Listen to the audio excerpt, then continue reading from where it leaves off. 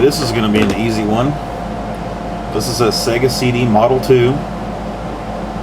It's the what most people call the top-loading Sega CD.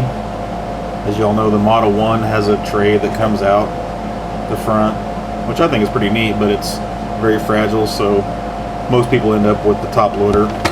Hit a button, load the CD in there. All we're doing today is we're going to change the red LED to a blue LED. I can provide a part number for the LED if needed. 6 screws across the bottom, and then the top just lifts off. And then we have, I think, 4 more screws on this shield. And it slides out kind of like that. We don't need to get in here for the LED mod, but if you want to get in here and blow out some dust and whatever, that's how we do that. This little triangle board also had a screw on it, and this is where the red LED was. I've already taken it out, and it's marked on the bottom. It's pretty obvious. The black wire will show you where negative is. Zoom in on this.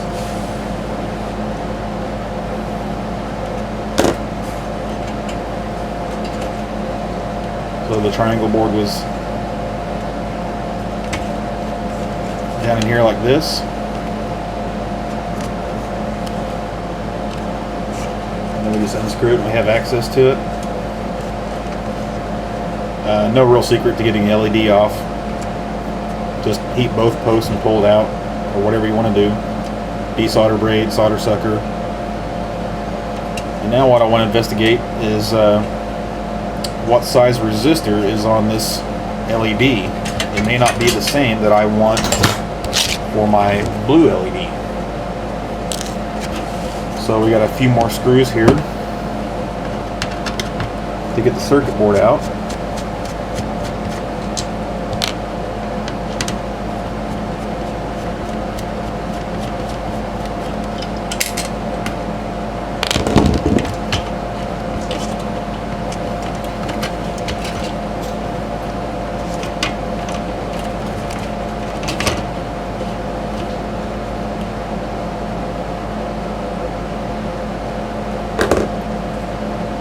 And then on the bottom here, we have our wire soldered to the board.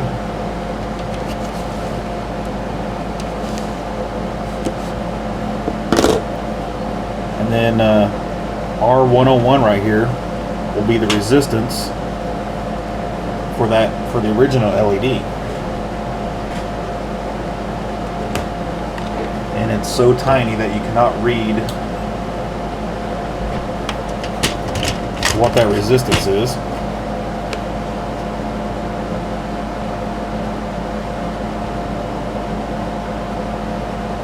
Looks like 365 ohms,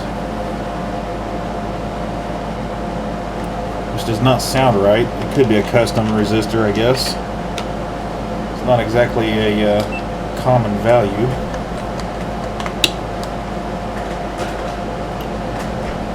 So I think I will desolder that one.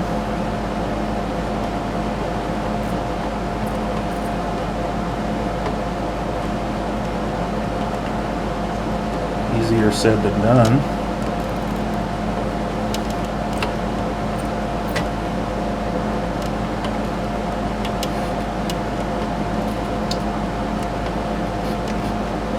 Yeah, the problem is one side of this resistor is, there we go, one side of the resistor soldered right to the ground plane. I think that's the ground plane. It might actually be power plane. I have to check that.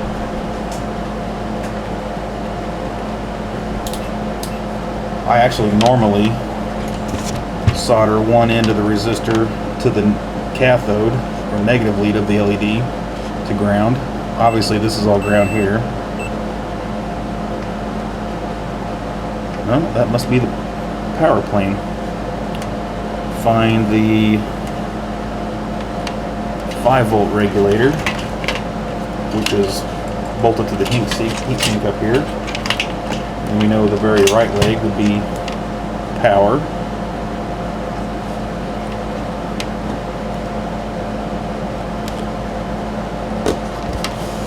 Get a little more of it in view here. Okay, so the resistor was not to ground.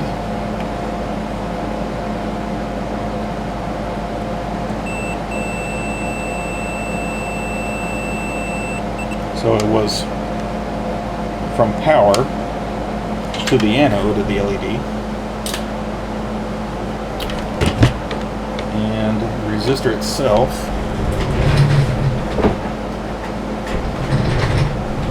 grab some tweezers here.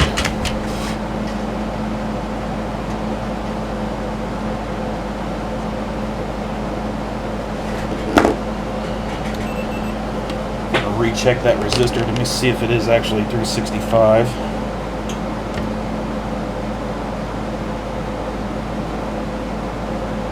Yes.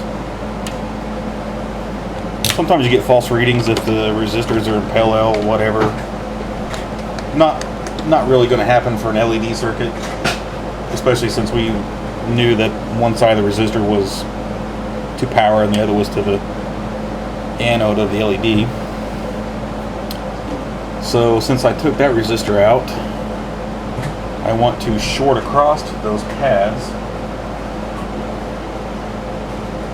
and I have a tray full of component legs that I have cut off. It doesn't take long to accumulate that actually, but it's really good for things like this where you need a jumper or bridge, a couple legs or something. Just like this. So I'll just lay it on there.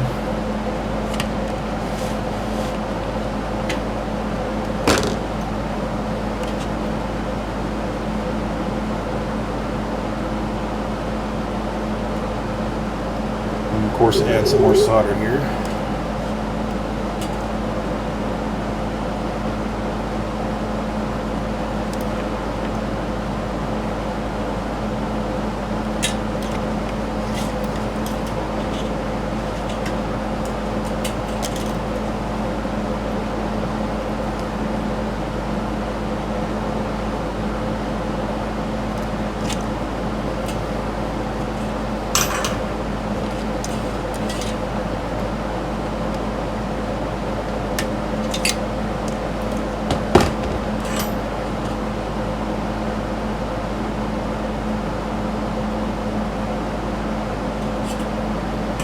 Okay.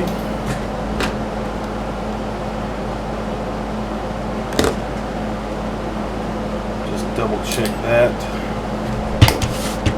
with the multimeter. So we should have continuity from the anode to the power. We do.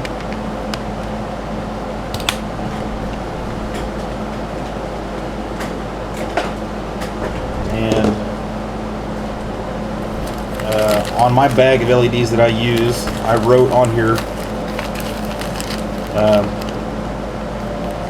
what consoles I use it for. I use it for Genesis Model 1, Model 2, and the Sega CD Model 2. The Sega CD Model 1, I actually have some larger T1 LEDs.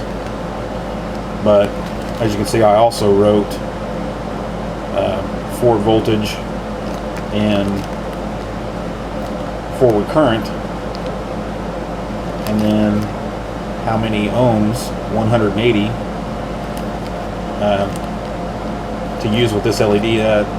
That's very easy to, once you know the forward voltage and forward current, you can type it into ledcalc.com and get the actual resistor value you need to use. So looks like the 365 would have been too high of a resistance. We would not have gotten our full brightness out of this LED if we had used the original resistor. Not that you can't, it just wouldn't be as bright. So on the LED, I'll add a resistor on the short leg, find a 180,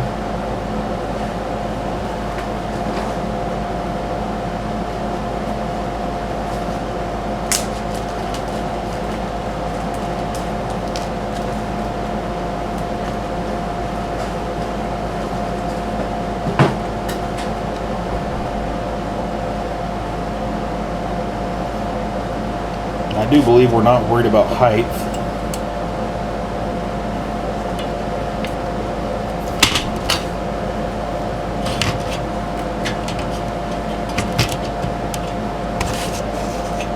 Matter of fact, we might even think about raising it quite a bit.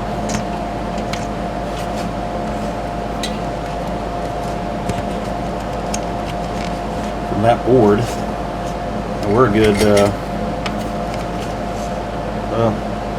5/8 of an inch to the bottom, to the board, to the case half, and then we're probably another. Oh, look at that! Yeah, good thing I looked. There's a LED light pipe, probably a half an inch below the case half. So that leaves us about a 1/4 inch that we can come up off of there.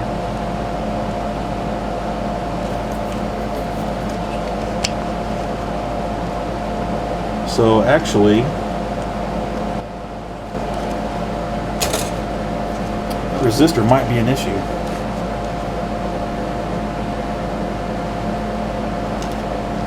Probably the easiest thing for me to do would be to add that resistance maybe to the leads. I can just simply heat the negative lead, yank it out, and then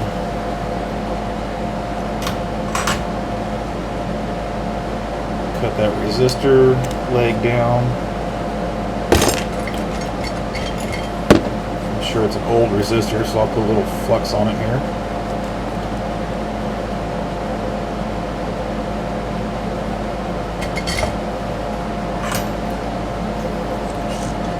Let's see if I can just push that down in the hole.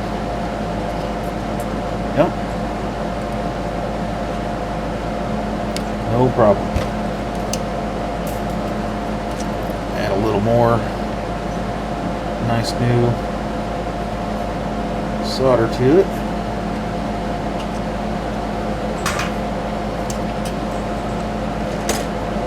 Do the same thing on the other end.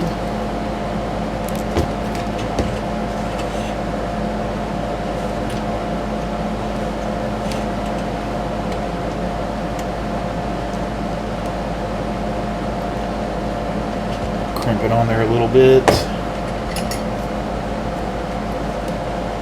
A little solder flux on it.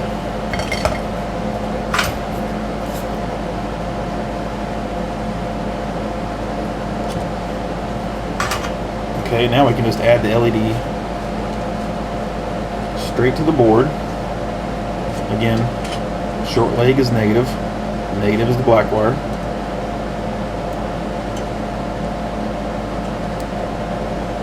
Push it straight down. Pull the legs out a little bit to keep it in place while we solder.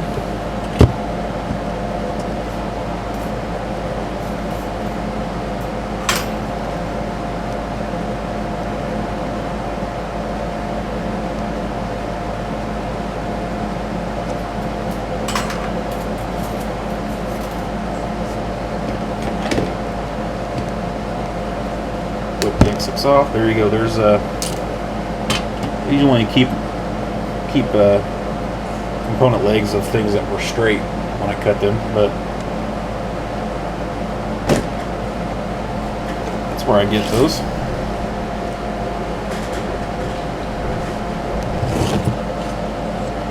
Okay. Not too worried about taping those leads back down.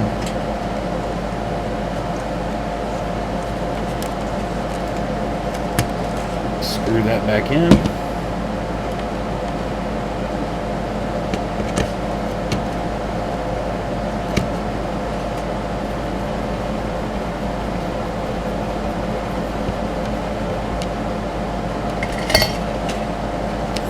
Now, before I go screwing everything back together, plug it in and test and make sure it actually works. Okay, we're just going to do a quick test to make sure the LED works. Got a Model 2 plugged into it. Fun fact, the AC adapter for the Sega CD Model 2 is negative tip polarity, and for the Model 2 Genesis it's positive tip polarity. You can see the blue light works great. One last little tip for people who weren't paying attention: all of the screws are the same size except for two. The two that go into the circuit board right at the connector.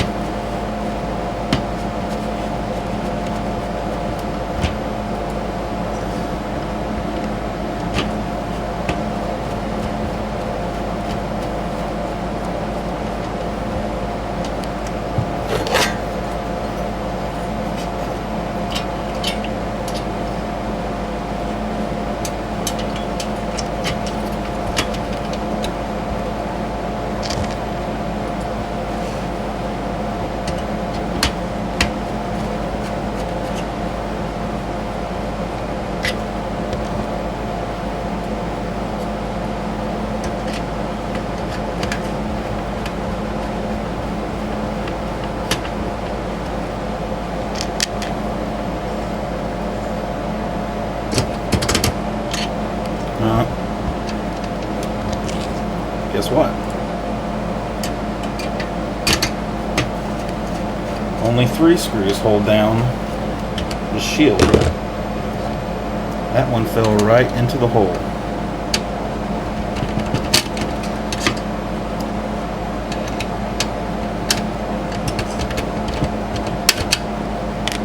So yeah, we got 6 left. That's the 6 that hold the top on.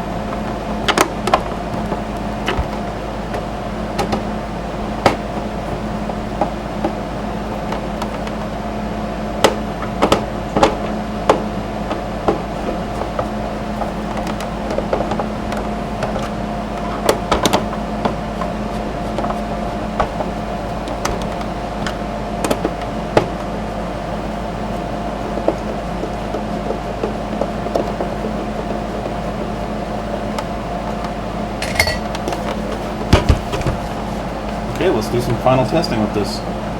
Okay, here we go. Oh yeah. It looks super bright on camera, but it's quite nice in real life. So next up we'll clean the laser lens with a Q-tip and rubbing alcohol, and then try playing some games on it. Make sure everything works, and then we'll send it back to the customer. And we'll also put a blue LED into the Genesis Model 2.